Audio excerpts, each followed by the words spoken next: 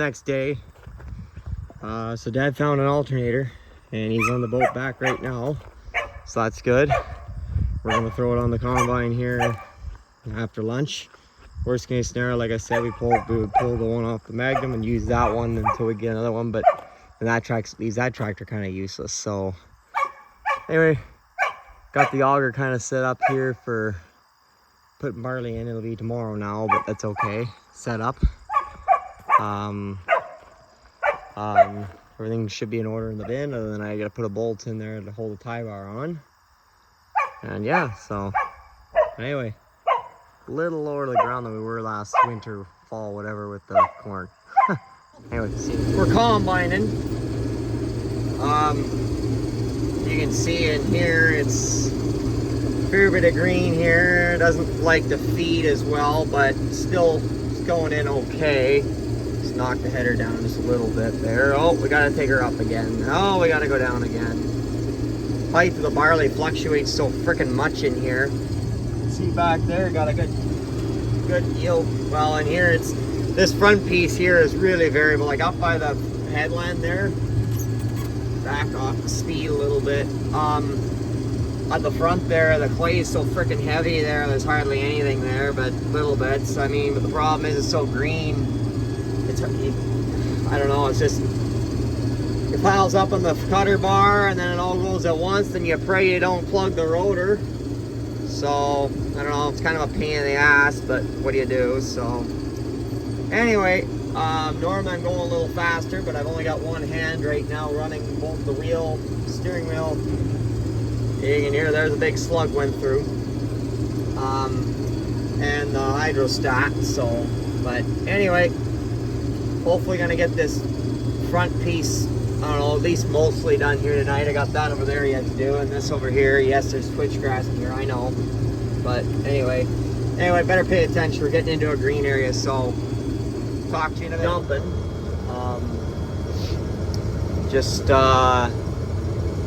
I don't know. I gotta fill this up here,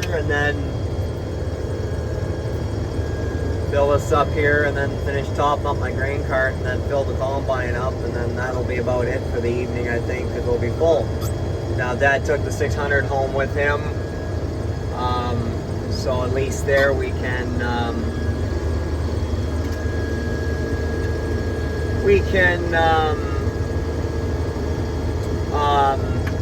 dump that in the morning and bring it back. It'll hold what's left.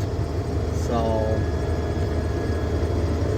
but we'll see how it goes here. I think Dad's gonna come back and take this home with him, because my half-ton can't hold this dump wagon while it's full. So anyway, I got to reposition here, so we'll talk to you in a bit. Wow, not all done yet. Oh man, that's rough. We pretty much get everything full for the day. Combine included. I'm gonna bring the 600 back in the morning, and this, what's back here, a full dump on the combine, plus probably a dump and a little bit, should take what's left here. So that'll be tomorrow. Probably won't take me more than a couple, 3 hours to finish. Hopefully 2 hours. I'm rather it that way. Hopefully tomorrow we can get going earlier than like 3 o'clock. Should be able to. We're waiting for the guy to come to put the new alternator on the combine here this morning here, but or this afternoon. But anyway, I'd fill the dump wagon more full, but we got to pull home with Dad's come back with the Ford and the F-250, and then the cart. Well, I got to pull it home with the Magnum, and home is like 35 miles from here.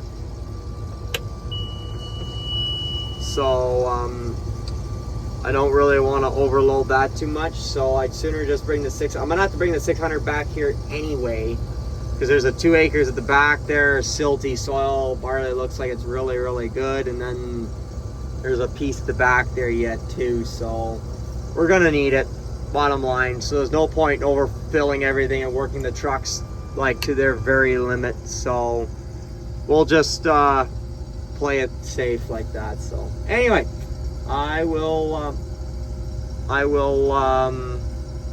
Oh yeah, my full bin alarm just went off, so a good thing I quit. Anyway, talk to you probably in the morning when we're dumping barley. There we go. We're unloading barley right now. This is the 600 that, oh, wrong way. We brought home there the other day, so we're binning it here. It's the first time we're using that bin. It's a 4,000 bushel bin. Got the 2090 on the wagon, the McCormick there. I like it the other way around, but whatever. Got to get a clevis for the 29th, that hammer strap hitch. But anyway, unload this and then go from there, I guess. So get the pulls that down a little bit. Get this unloaded. I think we'll unload the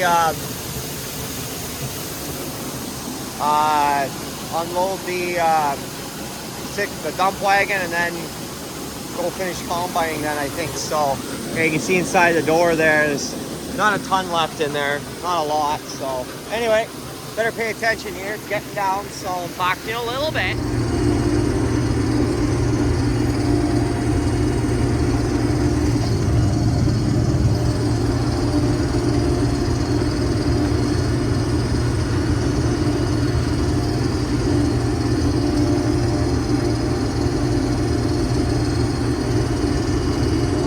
Day.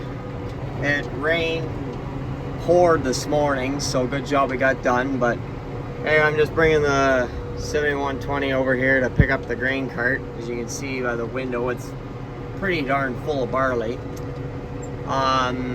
Anyway, gonna bring it home, then come back. I think this evening, Dad's gonna bring me back this evening. I'm gonna bring the 2188 home and bring it home, and we gotta put a new water pump on it before we go to the next place, which is actually, I think, a custom job if I'm not mistaken. And then but anyway, I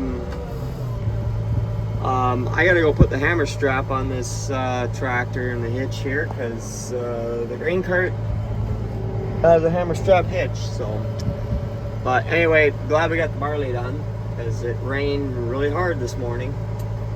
So I don't think they quite got the rain here that they got over in Providence Bay and Tacoma. I think they may have missed the heavy stuff. We definitely got rain here. You can see the tires. I don't know if you can see or not. Maybe there, yeah.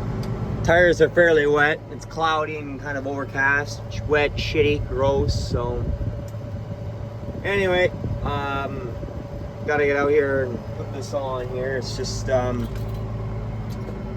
spare tools mat down here. Hammer strap here. Case wants over $200 for 2 fucking spacers for this hammer strap hitch to get enough space between the bottom and the top piece like this and the drawbar for that, you know, 1-piece hitch from the implement to go on. I said, well, the hell with that. So I just put like 25 washers on here and then one of them Cat 1 to 2 reducers. And they're grade 8 steel and it works just as good. So it only cost me, well, the wash is like $3 or $4, and then like the reducer is like what, like $5-6 from Ralph Island Truck Parts. Better than spending $200 just to have the CNH logo stamped on that. I don't like that logo that much. So anyway, I'm gonna get this thing put on. That's why I brought my impact and sockets with me, and then we'll get the cart hooked up. So we'll talk to you about with washers. See, like 6 washers there, there's a bunch there, the reducer, 1 washer there, just doesn't like do this, it's just kind of like on a slight angle backwards, but not bad. And then there's some down there, spacers, because the threads only come up to about, where that first washer is above the nut. So those are active spacers, make sure everything's snug, there's no like this going on. And yeah, so all hooked up, ready to go. So anyway, I think we're gonna give her shit here going home here. And yeah, get her going here. Got a hour and a half drive, maybe a little more than that to get home, I think. So yeah, and then we'll come back later to get the flagship. fleet, as I call it. Anyway, talk to you. So it's later in the day. We got the grain cart home. Over there, as you can see, on the Magnum there. Buddy's after squirrel there, which I need to take care of some rat poison. Anyway, we're unloading the barley. So then we filled up yesterday. Well, we emptied it yesterday, and then we took it back and we filled it up again. The rest of the barley was there. Anyway, we're just unloading it here. Pouring it into that old bin. So that's the one I bought last year. I bought it used, but I never used it last fall for corn. Because all the corn ended up going in the dryer and getting dried to the dryer. So anyway, Dad's gonna go rig up the new corn he got today, so we can get that aeration fan going, so we get some air on that barley in there. Because there's the first bit we combined was testing 16. This stuff was testing around that 13, 14 mark. So I figure if we get some air on it, it'll be more than adequately fine. So, and anyway, it's not hardwired in. It's like the dryer is. It's just single phase. It's just extension cord. It's cheaper that way to put in. So, anyway, better pay attention here. See, there's a little bit of fines in there. Well, there we had. It must have been in a section where there was a lot of twitch grass, but a little bit of fines, but it's only feed, so actually a little bit of extra fiber in there is actually good for the cows. It's not too hot of a feed. So anyway, keep on unloading here. It shouldn't take too long, and then get that fan fired up. I think after we unload this, we got the dump wagon in there, which is I think a dump and a quarter or dump and a third out of the 21 or something like that. It's 250 bushels when it holds. This is 600. It's not right full, but it's pretty full. So, and then the grain cart we're not unloading yet, because I got to see how much I need for toast out of there yet. For one guy wants 8 toasts of barley, whatever that comes out to weight-wise. My grain cart's got the scales on it, so you can measure the weight going out of it, the difference. You know what I mean. You know what I mean. So. You guys notice out in the field out there, those of the black leaves are starting to turn, change colors. So you know you're getting near the end of August. Shit's starting to change. So anyway, I better pay attention to what I'm doing here. But just thought I'd show you what the sample looks like.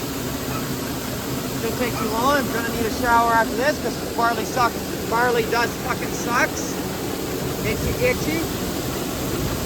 Showered twice last night. It still wasn't enough.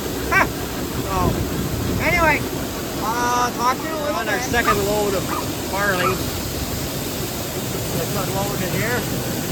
Nice and dusty. Typical barley. Gonna be nice and itchy tonight again. But that bin's unloaded. So get this one done and that'll be good. So guess we'll talk to you in a few. Making an ending to this video. It's next day. We're just getting the combine here from. We were bringing it home here. Gotta put a new water pump on it here probably tomorrow when it comes. We're gonna see if we can't do a cold start here. See, it was cooler, so.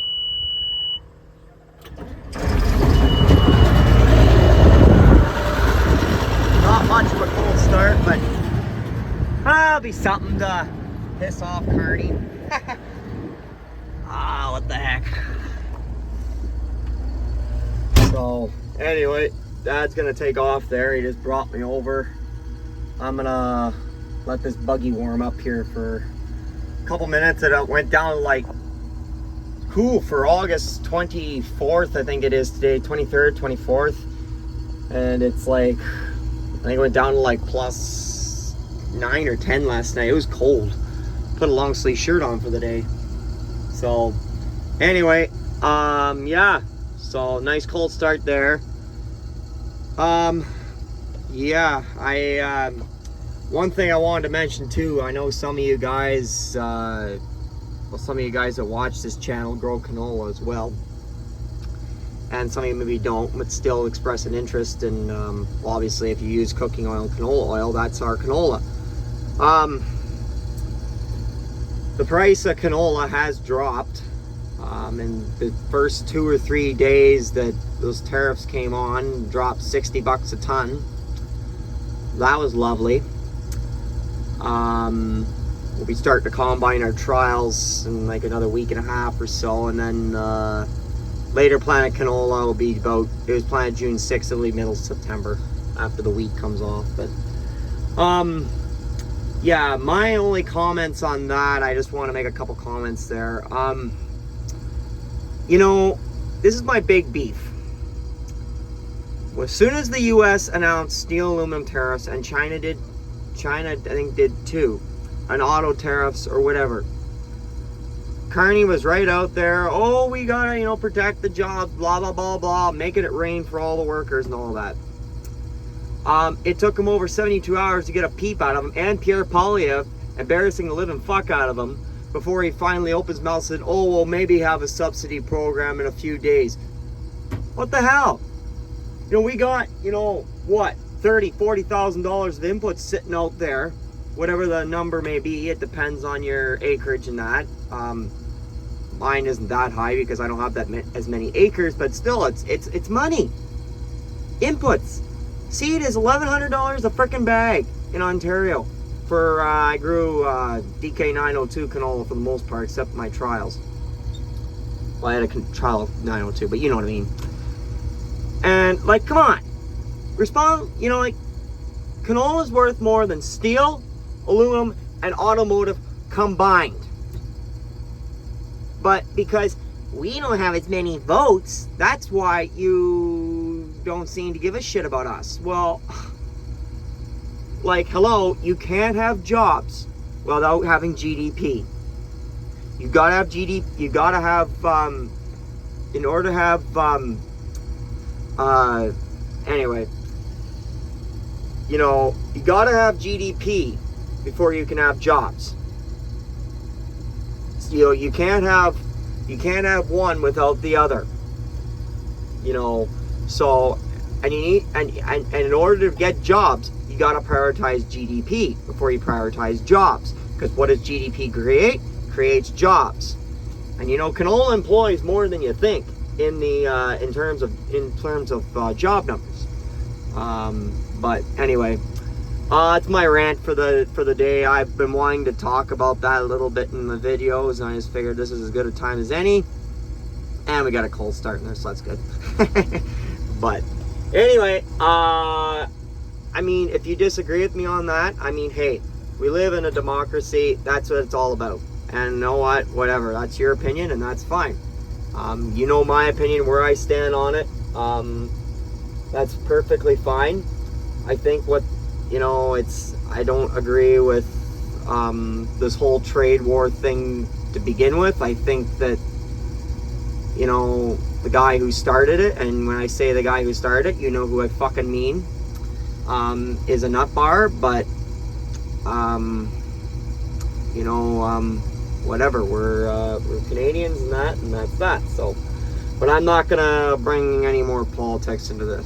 I want to make a couple comments on that because it's been pissing me off, and I've been wanting to say something about it. But anyway, that's where I'm gonna leave you guys for this one.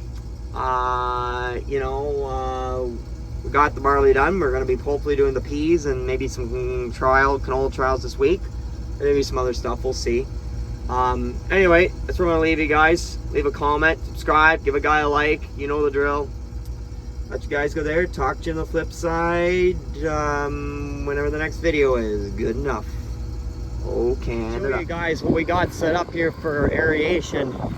This is the barley. Got to put in here. The cart, well, it's on the other side of the dryer there, but it's still got barley full. But I got to bag 8 totes out of there before I dump the rest in there. Dump into the auger, go into here. But same size of fans on the dryer, except that one's hardwired in, so it's 3-phase. This is extension for a single phase. That spend another 5 or 10 grand to run a cable. I do have the conduit in here to run the cable through. Comes out here at the time we should choose to do it, but for now, this works just fine. So 3 horse motor, same size vehicle. Any of that tougher barley that we combine will be dried right down with that. We'll leave air on it. Unless it starts raining, I'll shut it down, which kind of looks like it's gonna. leave that on here. I'm gonna put the last barley in, probably it'll end up being tomorrow morning, but leave that fan on until at least Wednesday. Any heat that was in there will get blown out and then and that. So, but now what we're gonna do, we're gonna move the drill up by the shop, and then we're gonna take the acetylene torch. Look what a rock did to this row unit back in the spring. That's factory. So this part's fine here. So it's the little piece that comes down where the bolts go through and attach. So I think we're just gonna heat up with the torch and then give it a few love taps with the sledge or the hammer. So anyway, talk to you later.